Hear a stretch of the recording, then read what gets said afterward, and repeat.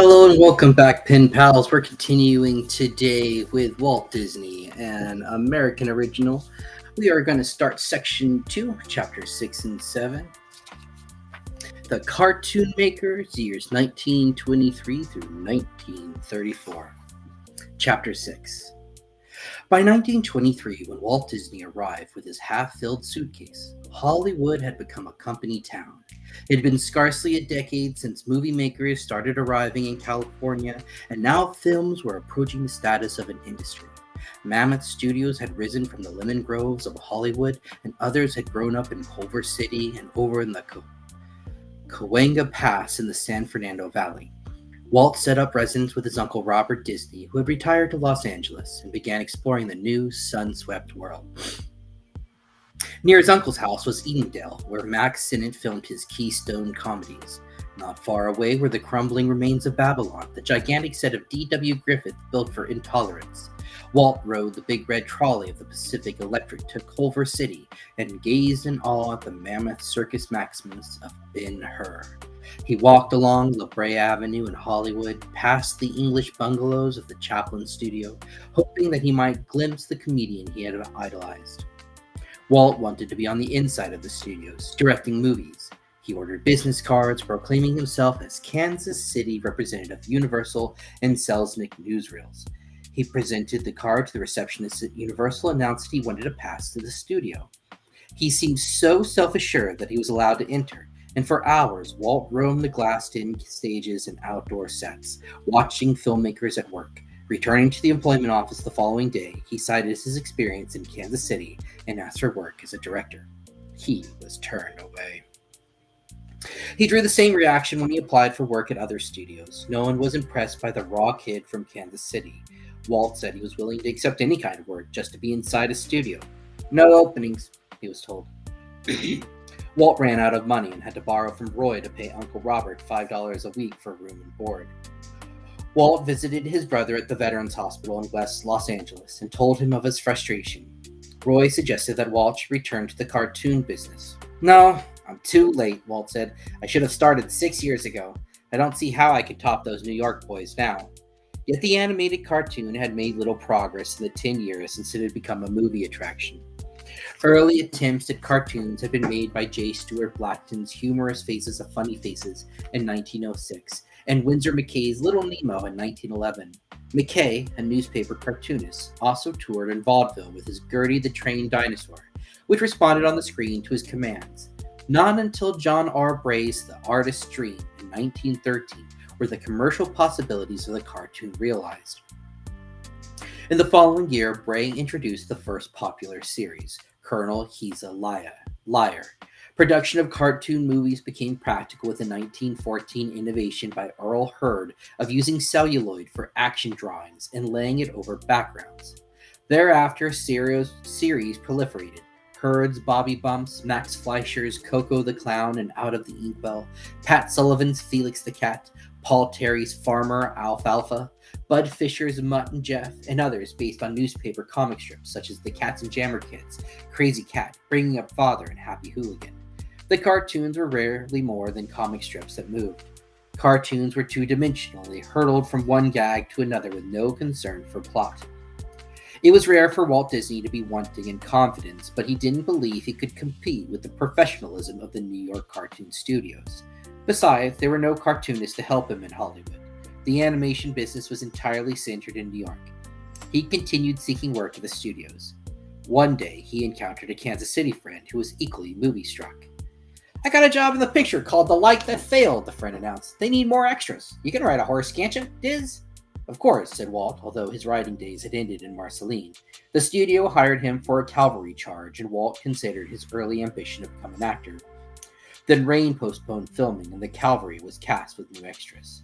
Uncle Robert nagged Walt about his unemployment and his lack of prospects. Finally, Walt concluded that the only way he could break into the movie business was with cartoons. He would have to start as he had before, by selling joke reels to movie theaters.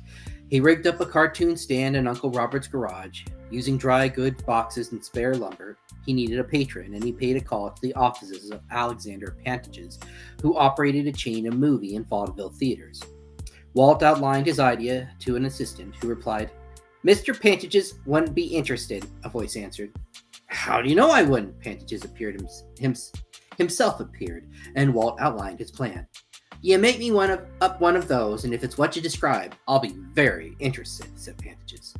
Walt returned to Uncle Robert's garage and started working on a scenario for the Pantages reel. The crude equipment would not allow anything complicated, so Walt decided to employ stick figures against simple backgrounds. The comedy would derive from gags and balloons over the cartoons' heads. He pursued another possibility. He believed that Alice's Wonderland, which he had made in Kansas City, might still provide his entry into the cartoon business. He printed some stationery with a letterhead Walt Disney Cartoonist, and he sent off a letter to Margaret Winkler, the cartoon distributor in New York. "This is to inform you that I am no longer connected with the Laugh-O-Gram Films Incorporated of Kansas City, Missouri, and that I am established a studio in Los Angeles for the purpose of producing the new and novel series of cartoons I have previously written you about. The making of these new cartoons necessitates being located in a production center that I may engage trained talent for my cast and be within reach of the right facilities for producing. I am taking with me a select number of my former staff and will in a very short time be producing at regular intervals. It is my intention of securing working space with one of the studios, that I may be better to study technical detail and comedy situations and combine these with my cartoons." Walt's Kansas City creditors agreed to release Alice's Wonderland for Winkler to review. On October 15th, a telegram arrived for Walt Disney from Winkler. "Believe series can be put over, but photography of Alice should show more detail and be steadier than this being new product must spend large amount on exploitation and advertising. Therefore, need your cooperation. Will pay $1,500 each negative for first 6, and to show my good faith, will pay full amount on each of these 6 immediately on delivery of negative." It was late evening when Walt received the telegram. He rode the bus to Sawtell and found the porch ward where Roy was sleeping. Roy awoke with a start and saw his brother standing over him with a wide smile, waving a piece of paper in his hands. "What's the matter?" Roy whispered. "We're in! It's a deal!" Walt exclaimed. The other patients in the ward began to stir, and Roy shushed his brother and asked him to explain quietly. Walt told him the contents of the telegram. This, finally, was his chance to get started in the animation business in a big way. But he needed help. Roy's help. "Let's go, Roy," Walt pleaded. The older brother viewed the prospect calmly. Could Walt deliver the films on schedule? Walt assured him he could. Was it possible to make a profit? Walt had calculated that the reels could be produced for $750. That meant 100% profit. "Okay, Walt, let's go," said Roy. Walt beamed, patted his brother on the shoulder, and stole out of the darkened ward. Roy left the Veterans Hospital the next morning and never returned.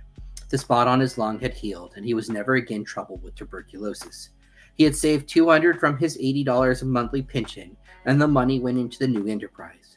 Roy applied for loans at local banks and was told that movie cartoons were too risky an investment. Roy concluded that Uncle Robert was the only prospect as a backer. "Walter doesn't pay his debts," said the old man, citing Ray Disney's complaint that Walt had failed to return Ray's $60 investment in Laugh-O-Gram. Roy was persuasive, and Uncle Robert finally agreed to lend $500 for his nephew's new enterprise. On October 16, 1923, Walt and Roy Disney signed a contract with Winkler for distribution of 6 Alice comedies for a price of $1,500 apiece, and 6 more at $1,800 apiece, with an option for 2 more series. Walt told the distributor, "The first of these series, the title of which has been changed from Alice's Sea Story to Alice's Day at Sea, is now in production, and in all probability I will have this subject to you by December 15th. But on account of the many details attached to the starting of a series of this nature, it may require a week longer." Among the many details was Alice herself. Winkler had specified in her original telegram that Alice had to be played by the same little girl in the unfinished reels. Virginia's father agreed to leave his job in Kansas City and move his family to California. Walt promised to pay his star $100 a month. Walt inquired about office rentals at a real estate office, declaring he could pay $10 a month. The only place at that price was a room at the back of the real estate office. "I'll take it," Walt said. He bought a second-hand camera for $200 and taught Roy how to operate it. The two girls were hired at $15 a week to ink and paint the celluloids, and Walt himself did all the animation. The first reel was finished on schedule, and on the day after Christmas came the joyous telegram from Winkler. Day at sea received today satisfactory mailing. Today draft on Los Angeles Bank with detailed letter. The arrival of the first check cheered the Disney brothers, and Walt launched production on the second reel, Alice Hunting in Africa. For $10 a month, he rented a vacant lot of the Hollywood Boulevard and Rodney Drive, 3 blocks away, where he could photograph live action with Virginia Davis and neighborhood kids whom Walt enlisted at 50 cents apiece. Alice's dog was portrayed by Uncle Robert's German Shepherd, Peggy. In February of 1924, Walt hired his first animator, Roland Hamilton, and moved into a small store at 4649 Kingswell at a rental of $35 plus $7 for a garage, which Walt converted into an office. The store window bore the letters Disney Bros Studio. Walt shipped Alice Hunting in Africa to Winkler with a notation. I sincerely believe I have made a great deal of improvement on this subject in the line of humorous situations, and I assure you that I will make it a point to inject as many funny gags and comical situations into future productions as possible. The distributor replied that the timing of the film was greatly improved, but the comedy still was lacking. Her customers had found the Alice cartoons nice and clean, but felt they needed more laughs. With the delivery of Alice's spooky adventures in February, Walt wrote, I'm trying to comply with your instructions by injecting as much humor as possible, and believe I have done better on this production. I have had professional critics at all previews and have been informed that we are making big improvements on each one. However, they seem to be well pleased with all of them at that. It is my desire to be a little different from the usual run of slapstick and hold them more to a dignified line of comedy. Margaret Winkler was pleased with Alice's spooky adventures and used it to sell the series to distributors in southern New Jersey, eastern Pennsylvania, Delaware, Maryland, and the District of Columbia. I'm very optimistic about the future and believe we have something here of which we will be proud, the distributor wrote. The first Alice comedies reached the theaters in March of 1924. Walt spent more money on each new comedy, and the margin of profit narrowed and sometimes disappeared. The tiny studio needed more financing, and Walt urged Roy to ask his Kansas City sweetheart, Edna Francis, for a loan. Absolutely not, Roy replied. Walt himself wrote to Edna, asking her not to tell Roy about the plea for cash. Edna had saved some money from her salary at an insurance company, and she sent Walt a check for $25. Roy was incensed when he found out. Walt importuned Carl Stalling, the organist at the Isis Theater in Kansas City, who had once ordered a song reel from Laugh-O-Gram. Stalling contributed $275 to the Disney Brothers studio. Walt completed the first series of 6 Alice comedies in late May 1924. He had done most of the animation, and it was hard, exacting work. He felt the company would progress faster if he could devote more time to the scenarios. Although he was facile with gags, he realized he didn't have the draftsmanship to be a top-notch animator. He decided to send for Ub Iwerks. Ub was understandably reluctant to leave Kansas City. The last time he had joined forces with Walt Disney, he had ended with $1,000 in unpaid salary. He later received $450 in the bankruptcy settlement. Ub was earning $50 a week at FilmAd, and it seemed foolhardy to leave his position with the established firm for the nebulous future of Disney Brothers Studio in Hollywood. But Walt was a young man with rare powers of persuasion, and Ub wrote his one-time partner that he would come to California. Walt's reply on June 1st, 1924 was enthusiastic. Everything's going fine with us, and I'm glad you made up your mind to come out. Boy, you will never regret it. This is a place for you. A real country to work and play in. I give you a job as artist, cartoonist, etc. with the Disney Productions. Most of the work would be cartooning. Answer at once and let me know what you want to start. At present time, I have one fellow helping me on the animation and 3 girls that do the inking, etc., while Roy handles the business end. Walt and Ub agreed on a salary of $40 a week, and Ub came to California in late June, driving the car of Virginia Davis's father. Now Walt could devote full time to gags and stories.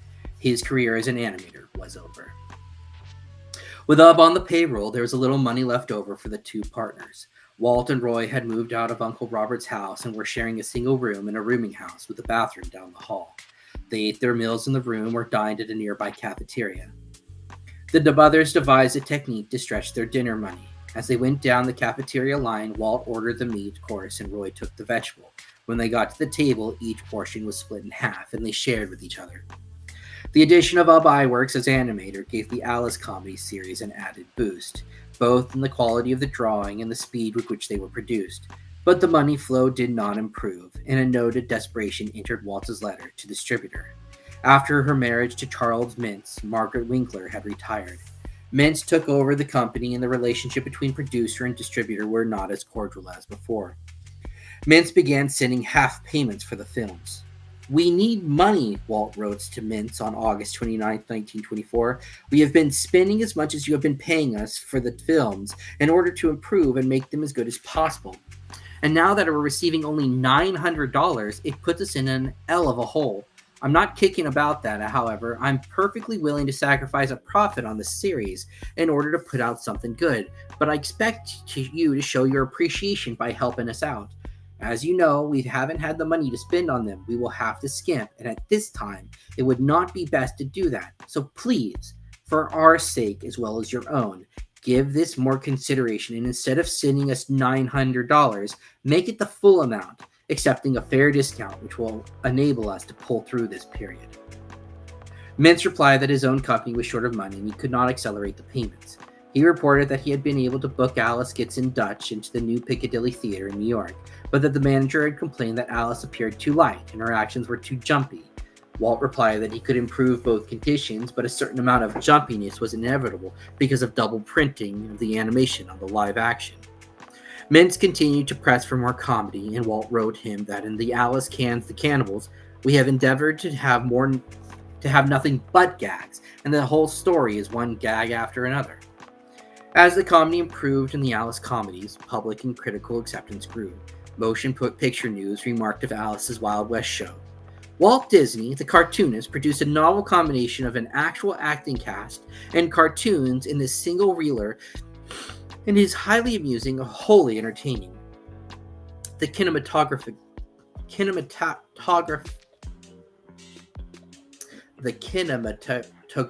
Weekly of London commented of Alice and the Three Bears. The artist's work and the living player are capital united.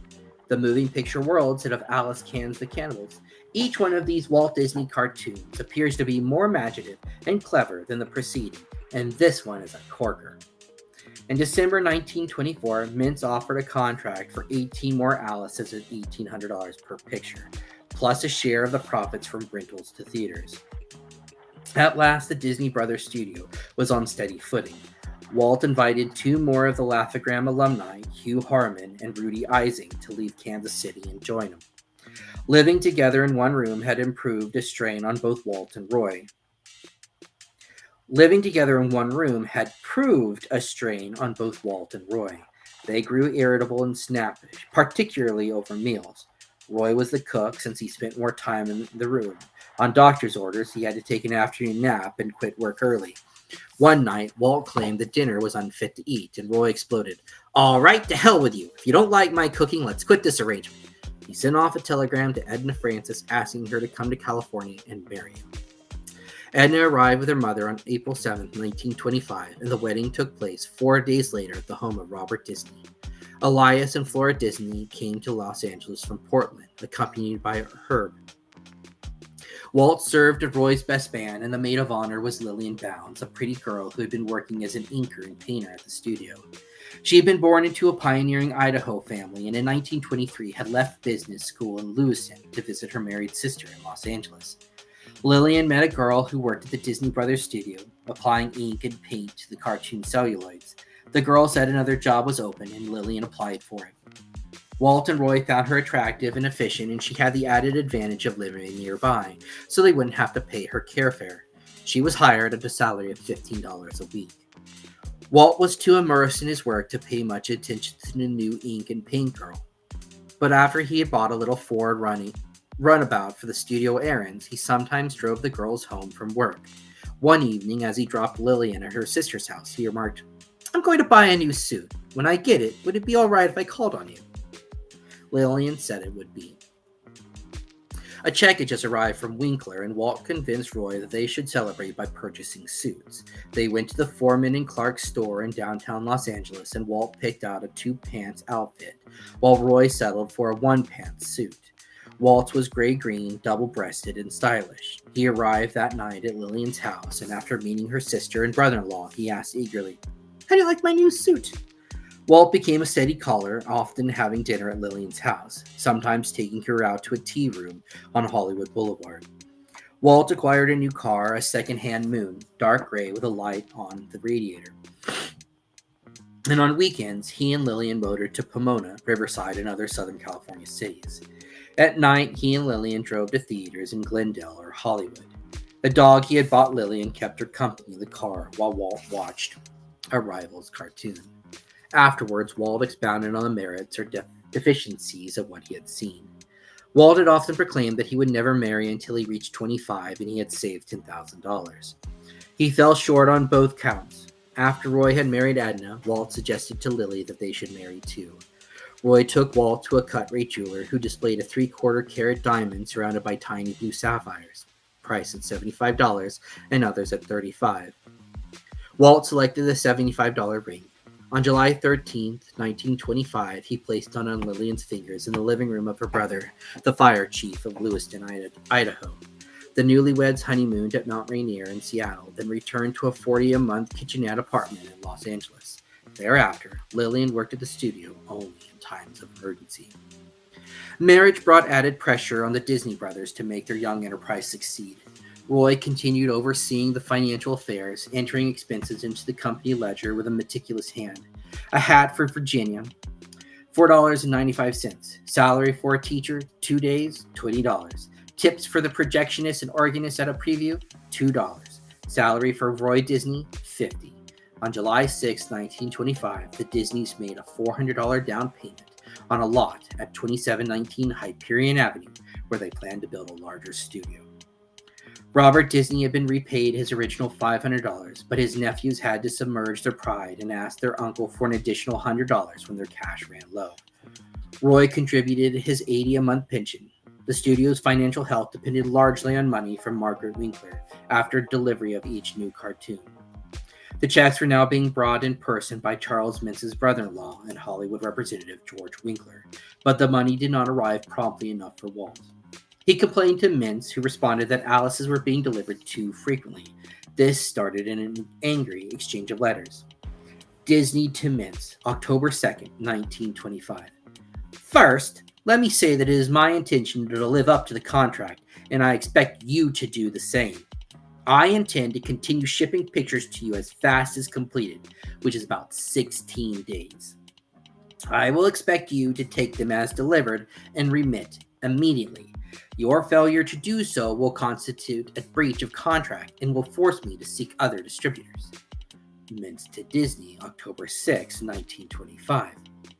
Haven't you a single spark of appreciative in your whole soul, or are we going to face the same situation we faced after having put a certain other short subject on the market, only to have it proved a boomerang to us? Now let me tell you something else. The first 7 pictures were an absolute total loss to us, and you can further take my word for it when I tell you that we have not made one single dollar on any picture that we have gotten from you. You should wholeheartedly be ashamed of yourself. Disney to Mintz, October 15th, 1925. Our contract calls for final delivery by January 5th, 1926, with your option calling for 26 pictures the following year. I have built up my organization to where I can complete my deliveries of every 2 weeks. The following year, should you choose to exercise your option. With my present payroll on a 3-week schedule, I would absolutely be losing money, and to cut down my force is out of the question. You well know yourself how hard it is to get men trained in this line of work.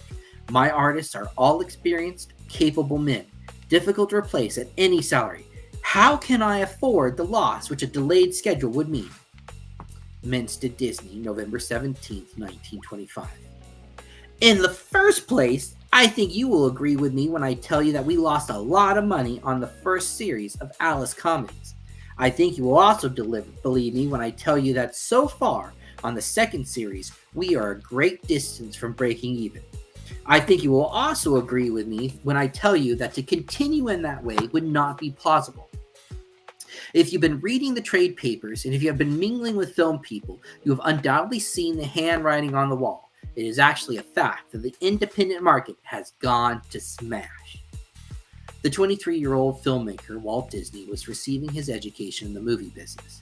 Creators of movie entertainment, unless they controlled their own releasing companies, were at the mercy of the distributor. It wasn't enough to be an original and creative artist. Disney learned survival in the film business required a jungle toughness. Despite Mintz's pleas of poverty, he proposed a new contract at $1,500 per Alice, plus a 50-50 share of the profits after he had received $3,000 in film rentals. Mintz wrote to Walt, "This may seem a little hard to you, but before making any definite decision, I would advise you to digest this letter thoroughly. Talk it over with Roy and your uncle, or with whomever you wish, and don't make any hasty decisions." Negotiations continued by mail and telegram for the next 2 months, with the letters from each side skirting the edge of acrimony. "If you think that this is a fair arrangement, you have another thing coming," declared Mintz. Disney answered by telegram. "My offer is the limit I can go. Stop. Your propositions are all unacceptable to me. Stop. Therefore, upon the delivery of the next subject, the final one of the 1925 series, I will consider all my contractual obligations fulfilled. Stop." On February 8, 1926, after more counteroffers, Walt telegraphed a proposal which Mintz accepted. It was a variation on the terms they had discussed, but it contained stipulations which were to be basic elements for the Disney operation in the future. Walt agreed to make each picture in a high-class manner and insist that all matters regarding the nature of the comedies are to be left to me. He also stated that should the idea or name of Alice comedies be exploited in any way other than motion pictures, such as toys, novelties, newspaper strips, etc., it is agreed that we shall share equally in profits derived therefrom. Most importantly, Walt's proposition was subject to my ownership of all trademarks and copyrights on the Alice comedies, excepting only rights related to the series which you purchased under past contracts. The new contract coincided with the move into the new studio on Hyperion Avenue in the Silver Lake District. A few miles from downtown Los Angeles, it was a one-story white stucco building on a 60 by 40-foot lot, with a partition between the offices of Walt and Roy and the west open space occupied by animators and inkers and painters. Roy reasoned that a single name could have more box office appeal and identification, and so the Disney Brothers Studio became the Walt Disney Studio. Something else was added. Walt had worried that his youthful appearance was a drawback in his dealings with the movie world. When he and his fellow animators grew mustaches on a bet, he was pleased with his new look of maturity. The mustache remained.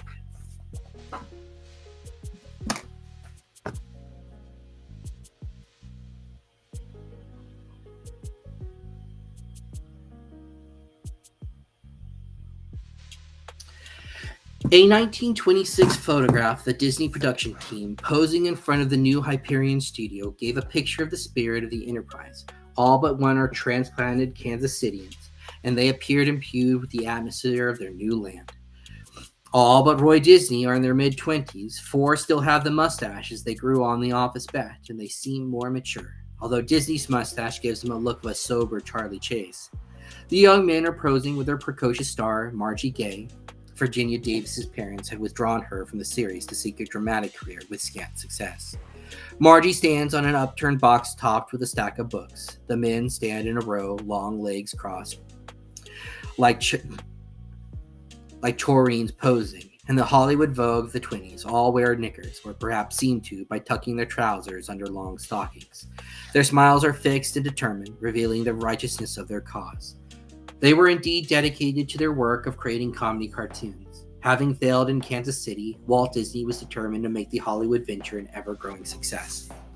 And he was almost messianic in his leadership of his staff. The others responded by devoting most of their waking hours to the studio. Yet Walt realized that drawing animated cartoons was tedious, wearying work, and he encouraged his artists to refresh themselves. A noontime baseball game was instituted in the vacant lot across from the studio. Some days Walt joined for an inning or two, although playing baseball was not one of his skills. After 2 years of the Alice comedies, Walt realized that the series was running down. The novelty of combining the playful little girl with cartoon figures had long before worn off, and it became increasingly difficult to integrate her into the cartoon action. Because Alice was not a basically comic figure, the bulk of the comedy had been assumed by Julius the Cat. Charlie Mintz wrote Disney on February 13th, 1926. Alice's mysterious mystery is just another picture and has nothing in it whatever that is outstanding. It is a short both on live action and on the entire footage. As long as we are to do business together in the future, I think you will concede that I probably know a little more about what the market wants than you do. Disney to Mintz, March 1st, 1926. I agree with you in regard to the live action and will assure you that I will do everything I can to work for the betterment of the picture. Wherever it is possible, I will bring the girl closer to the camera and try to insert more close-ups when possible without making the picture draggy or sacrificing funny business. I'm only too glad to have you offer criticism on the pictures, and anything you suggest will be given careful consideration. However, I want you to understand that it is almost a physical impossibility to make each picture a knockout, and I only hope that you will be fair enough to let me know when I have a good picture as well as tell me about the poor ones. Mintz to Disney, May 20th, 1926. You asked me some time ago to be fair with you and tell you when you made a good picture. Now I will tell you that I think Alice the Firefighter is as good as anything you have turned out, and perhaps a little better. I will also be fair with you a little more when I tell you that making good pictures as you are your own worst enemy by either taking unqualified advice or refusing to take advice with a certain amount of past performances and sincerity behind it. Disney to Mintz, June 15th, 1926. I want to thank you for the compliment on Alice the Firefighter and want to say right here that I will not be satisfied until I am able to make them all as good or better. I'm putting every effort towards this end and hope that in a very short time our average will be above them all, including Crazy Cat. By the end of 1926, it was apparent that the Alice comedies had run their course. Carl Amell, the aggressive founder of Universal Pictures, had told Mintz that he wanted a cartoon series starring a rabbit. Margaret Winkler Mintz suggested to her husband that Walt Disney might make such a series to replace Alice. Walt was enthusiastic about the idea, and he sent off rough pencil sketches of rabbit characters. If these sketches are not what you want, he wrote Mintz, let me know more about it and I will try again. Universal approved the sketches, and the Disney Company was authorized to make the first cartoon in the series, which Mintz named Oswald the Lucky Rabbit. In early April of 1927, Walt and his staff devised a plot of an overly productive rabbit and turned out the first cartoon, Poor Papa on a Rushed Schedule. The reviewing committee at Universal Films Exchange in New York expressed disappointment, pointing at the faults. 1. Approximately 100 feet of the opening is jerky in action due to poor animation. 2. There's too much repetition of action. Scenes are dragged out to such an extent that the cartoon is materially slowed down. 3. The Oswald shown in this picture is far from being a funny character. He has no outstanding trait. Nothing would conventionally become characteristic insofar as Oswald is concerned. 4. The picture is merely a succession of unrelated gags, there being not even a thread of story throughout its length. The committee observed that with the exception of Charlie Chaplin, important movie comedians were neat and dapper chaps. Oswald should have been young and romantic. Instead, he was elderly, sloppy, and fat. In his reply, Walt admitted his disappointment with Oswald, but defended the animation of Ub Iwerks, whom I am willing to put alongside any man in the business today. Walt denied repeat action padding. The repeats had been used for comic effect. He conceded that Oswald could be made a younger character, peppy, alert, saucy, and venturesome, keeping him also neat and trim. But Walt cautioned against too much plot, because by the time you have a story really starting, it's time to iris out, and you have failed to make the audience laugh. Oswald the Lucky Rabbit, Walt Disney's first venture into the all-cartoon medium, provided an important lesson for the young filmmaker. He realized what he had known instinctively, that a strong, attractive central character was essential, and that a good storyline was needed, but too much plot could destroy laughter. He also learned that film company committees could throttle creativity. Walt and Ub worked late every night to transform Oswald into a more appealing cartoon figure. Walt admitted to Mintz upon delivery of the second Oswald, "This picture is far from being what I am working for in the future. I want to make Oswald have more personality and really create a likable character. And I believe that with a little time and patience on the part of you and Universal, that we will be able to develop a knockout series. We are changing the rabbit still more from the way he looks in his picture. We have eliminated the suspenders and changed his face considerably in the third one. I'm also installing a new motor drive on the camera to eliminate a certain unevenness in the photography that has been noticeable in the past. I believe this will give much cleaner and better stuff in the future." With the third Oswald, Walt was still pleading with Mintz to remain patient and give us chances to get started. Oswald, the lucky rabbit, soon began to fulfill Walt's hopes. The rabbit became softer, more appealing, and the situations were funnier. Walt stinted on nothing. He refused to employ cycles, the repeat action which could save hours of work at the animation table. He insisted on photographing the rough animation and viewing it in a projection room. If it seemed to work, then Walt authorized the production process to continue. If not, the sequence went back to the animator. Such meticulousness was expensive, and the cost of the Oswald cartoons climbed, but the added quality paid off. Reviews in the trade press helped draw the attention of film exhibitors. Film Daily wrote of trolley troubles, first of the cartoons to be released. "As conductor on a Tunerville trolley, Oswald is a riot. This and the two following in the series you could book on pure faith, and our solemn word that they have the goods." Motion Picture News found Great Guns chock full of humor and predicted, "This series is bound to be popular in all types of houses if the present standard is maintained." Said Moving Picture World, "In addition to striking a new note in cartoon characters by featuring a rabbit, these Disney creations are bright, speedy, and genuinely amusing. The animation is good, and the clever way in which Disney makes his creations simulate the gestures and expressions of human beings added to the enjoyment. They should prove worthwhile attractions in any type of house." Movie audiences responded to Oswald from the beginning of the series. Oswald was also attracting a specialized audience, the cartoon animators of New York City. They had watched the Alice comedies with interest. They were overwhelmed by the original humor and fluid style of the Oswalds. The growing popularity of Oswald prompted offers for use of the character on merchandise. Oswald first appeared on a chocolate-coated marshmallow candy bar made by the Vogue and Candy Corporation of Portland, Oregon. The wrapper bearing the message, "Watch for Oswald and Universal Pictures."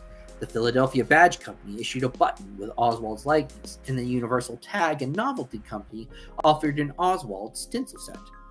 The Disney Company received no royalties for the reproduction of Oswald, which Walt considered good publicity for the cartoon series. Walt hired more artists, and Ub and his fellow animators began turning out an Oswald cartoon every 2 weeks. Universal and Mintz were obviously happy with the results. Checks for $22,250 came promptly after the delivery of each new cartoon. Walt and Roy felt so encouraged by their prospects that they bought adjoining lots on Lyric Avenue and built identical prefabrication houses for $7,000 apiece. The Oswald contract was scheduled to conclude in February of 1928. Walt treated Lily and himself to a train trip to New York for the renewal negotiation with Mintz and Universal. Before leaving Los Angeles, Walt received a hint of impending trouble from Ub Iwerks.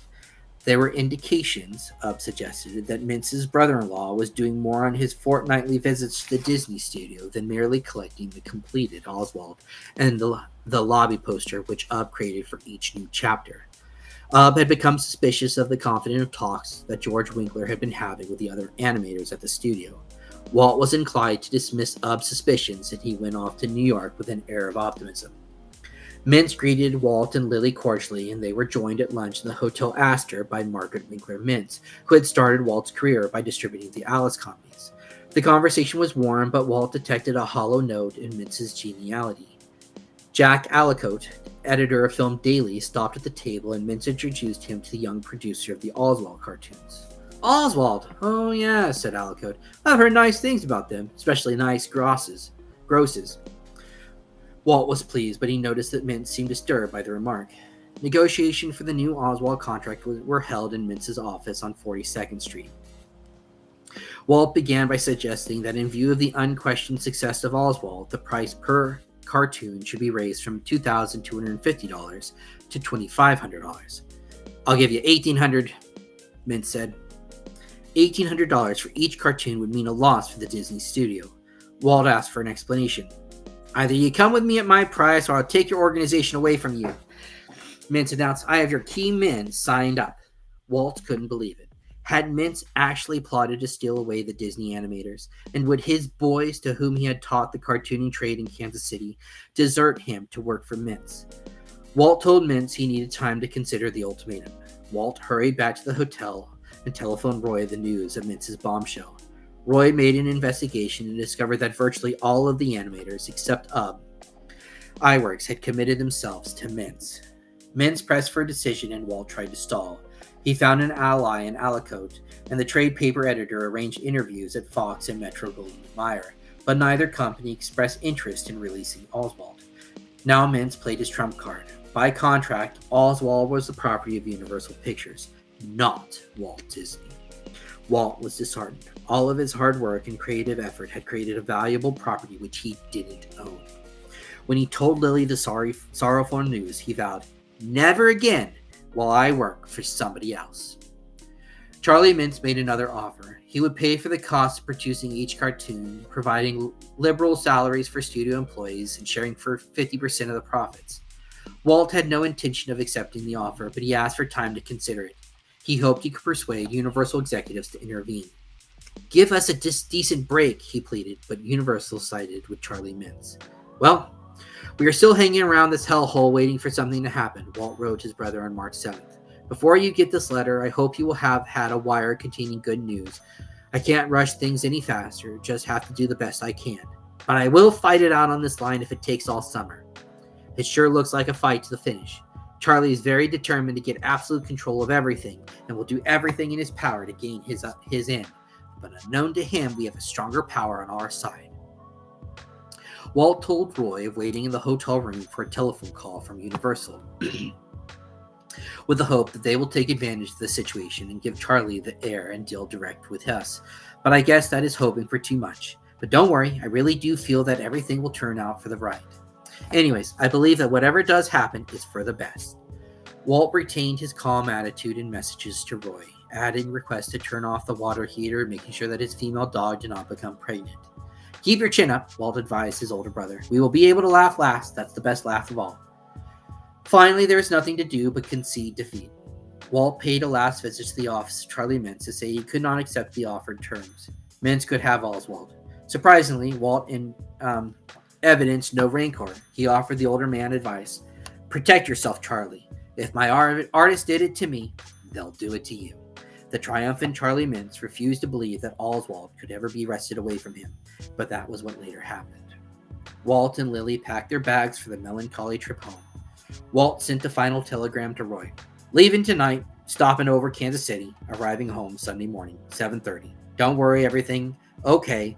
We'll give details when arrived. Walt. Thank you very much for your time today. As always, I look forward to each one of these episodes. And remember, today's special moments are tomorrow's memories. Make it as you must.